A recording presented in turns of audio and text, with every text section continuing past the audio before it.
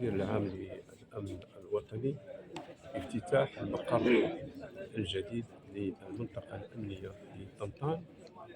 ويندرج افتتاح هذه المنشأة الأمنية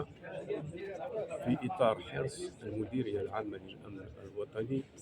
على مواصلة جهودها في مجال تحديث وتطوير المنشآت والمرافق الأمنية والارتقاء بها إلى مستوى تطلعات وانتظارات المواطنين، وتيسير وتجويد الخدمات المقدمة إليهم بشكل ناجع وفعال، وذلك وفق مجموعة من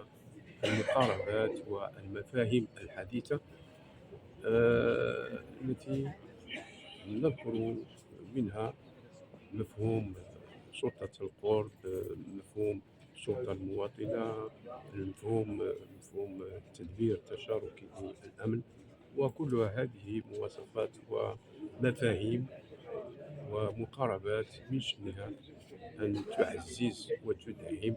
الإحساس والشعور بالأمن، وكذلك تؤدي إلى تعميم الشعور